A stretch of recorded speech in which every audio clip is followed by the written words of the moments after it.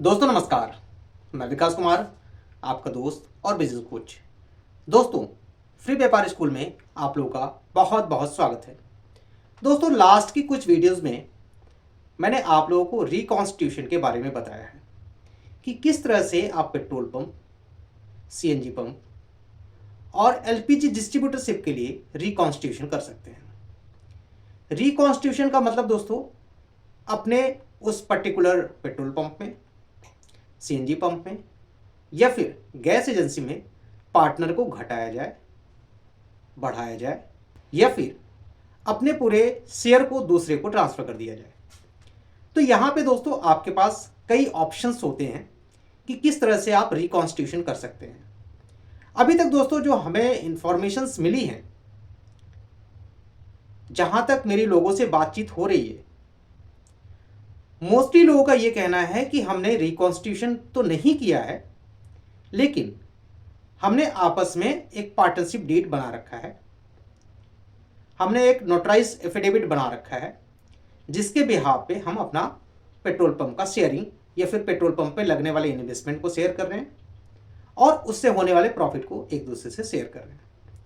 तो दोस्तों, मैं आपको बता दूं कि कुछ तरीके ऐसे हैं जो आपके लिए ठीक नहीं है।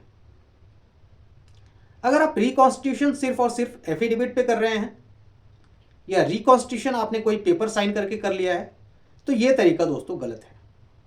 आपको जब भी रिकॉन्स्टिट्यूशन करना है, वो कंपनी में जाके रिकॉन्स्टिट्यूशन करना है। मतलब जिस भी कंपनी का हो, चाहे वो आईओसीएल का हो, बीपीसीएल का हो, एचपीसीएल का हो या फिर इंद्रप्रस्थ गैस लिमिटेड का हो, जियो का हो, किसी भी कंपनी का हो, अगर आपको रिकॉन्स्टिट्यूशन करना है तो हमेशा कंपनी में जाके करना है। दैट इज कि जितने भी पार्टनर हैं उनका नाम कंपनी के डेटाबेस में, कंपनी के डेटा में होना चाहिए।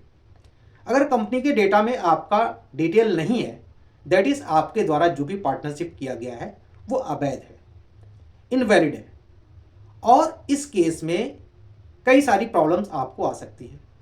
कुछ केसेस हम आप लोगों के साथ डिस्कस करेंगे, उनको आप ध्यान से समझिएगा और सोचिएगा। फिर अगर आपको समझ में आए कि रिकॉन्स्टिट्यूशन हमेशा कंपनी के साथ करना चाहिए तो आप जरूर करें। सबसे पहला दोस्तों, कि अगर आप रिकॉन्स्टिट्यूशन किसी के साथ करते हैं, आपका नाम कंपनी के डेटाबेस में नहीं है, जो उसका एक्चुअल प्रोप्राइटर है अभी वो आपके साथ है, आपने इन्वेस्टमेंट कर दिया है, आप लोगों के बीच में एक अच्छा कम्युनिकेशंस है, बट इनकेस अगर उस प्रोप्राइटर को या फिर जिसके नाम से वो पेट्रोल पंप है, गैस एजेंसी है, सीएनजी पंप है, उसको अगर कुछ हो जाता है तो इस केस में उनके जो फैमिली मेंबर्स हैं वो आपको एक्सेप्ट करें या ना करें, ये उनके ऊपर डिपेंड करेगा।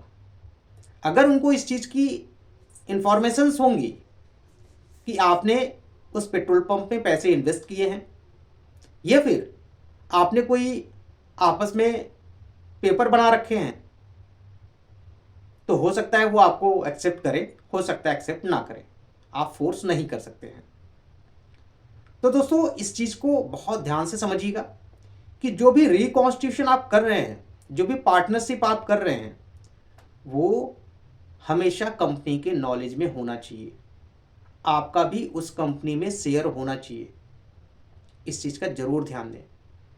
अगर फैमिली मेंबर्स ने डिनाई कर दिया और आपके पास कोई लीगल पेपर्स नहीं है, तो आपके लिए बहुत बड़ी प्रॉब्लम क्रिएट हो सकती है और आप कुछ भी नहीं कर सकते हैं। ठीक है, ये केस तो हुआ उनके लिए जिन्होंने कोई पेपर नहीं बनाया है। अब दूसरा सिनेरियो आता है दोस्तों, जो दूसरा केस आता है वो ये होता है कि आप लोगों ने किसी पेट्रोल पंप, सीएनजी पंप या फिर गैस एजेंसी के लिए आपने ऑफ द रिकॉर्ड कंपनी के कंसेंट के बिना कोई पार्टनरशिप आपने कर रखा है। अगर किसी भी तरह से कंपनी को पता चल जाता है कि आपने ऑफ द रिकॉर्ड कोई रिकॉन्स्टिट्यूशन कर रखा है, कोई पार्टनरशिप कर रखा है, तो इस केस में डीलर के साथ क्या होगा, इस चीज़ को आप समझिएगा। अगर कंपनी को किसी भी तरह से ये पता चल जाए कि जो डीलर है उसने किसी के साथ पार्टनरशिप कर रखा है, तो इस केस में कंपनी के पास एक अथॉरिटी होती है। अथॉरिटी कहाँ से मिलती है ये भी हम आपको बता देते हैं। जितने डीलर्स हमारे वीडियोस को देख रहे हैं वो बहुत ध्यान से देखें, इस चीज़ को जरूर समझें।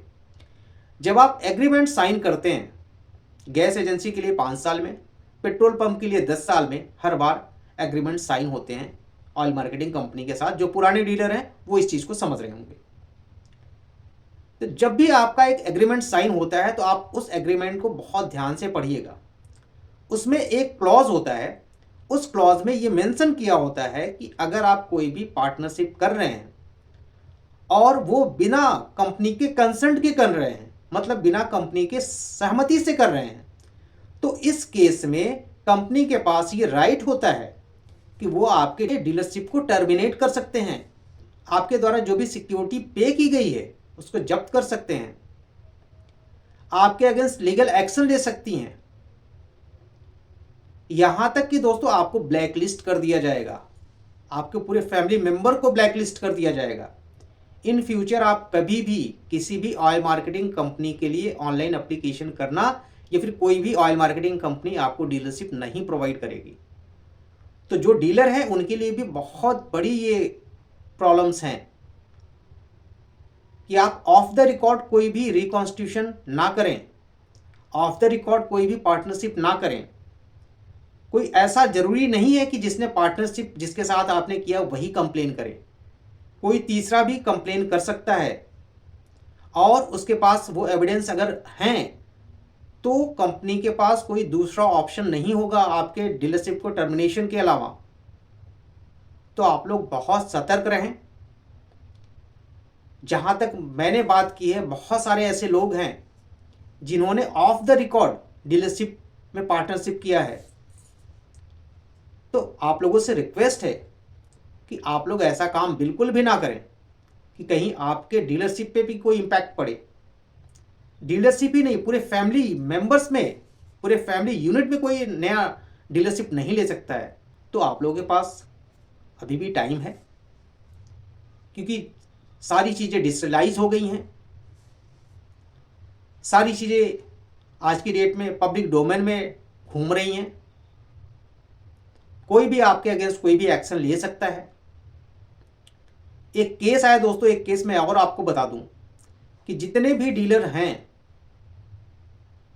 आप लोग इस चीज़ का जरूर ध्यान रखें कि अगर वो किसी डीलरशिप को चला रहे हैं, किसी भी ऑयल मार्केटिंग कंपनी का हो, तो वो कोई भी गवर्नमेंट या प्राइवेट जॉब नहीं कर सकते हैं। अगर इसका कोई भी पुख्ता प्रूफ मिल जाता है, इस केस में भी आपकी गवर्नमेंट जॉब भी जा सकती है और आपका डीलरशिप भी टर्मिनेट हो सकता है। तो इन चीज़ों का आप ध्यान रखें। रिकॉन्स्टिट्यूशन के लिए आप अपने ऑयल मार्केटिंग कंपनी से कांटेक्ट करें, अपने सेल्स ऑफिसर से कांटेक्ट करें और जो भी उसका प्रोसेस है उस प्रोसेस को आप फॉलो करें। ये आप ना समझें कि कंपनी को कैसे पता चलेगा। अभी मेरे पास कुछ केसेस आए हैं रिसेंटली जहां पे थर्ड पर्सन ने कंप्लेन किया है और उनका डीलरशिप कैंसिल हो रहा है। वो कोर्ट भी जाएंगे बट कुछ हो नहीं पाएगा। तो दोस्तों ये कंपनी के पास राइट है कि बिना कंपनी के कंसेंट के आप कोई भी पार्टनरशिप नहीं कर सकते हैं और करने पे आपके अगेंस्ट लीगल एक्शन भी लिया जा सकता है। तो जिनके पास भी ऐसा कोई पार्टनरशिप है वो जल्द से जल्द कांटेक्ट करके अपने इस इनवैलिड अवैध पार्टनरशिप को वैध पार्टनरशिप बनाएं। थोड़े पैसे खर्च हो सकते हैं बट वो दोनों के लिए सही होगा, डीलर के लिए भी और जो पार्टनर हैं उनके लिए भी। आप दोनों लोग सुरक्षित रहेंगे और सारी चीज़ें ट्रांसपेरेंट तरीके से चलेंगी। तो दोस्तों ये वीडियो कैसा लगा? वीडियो अच्छी लगी हो तो वीडियो को लाइक कीजिएगा और दोस्तों चैनल पर नए हैं तो चैनल को सब्सक्राइब जरूर कर दीजिएगा। मिलते हैं इसी टाइप के नेक्स्ट वीडियो में, तब तक के लिए धन्यवाद।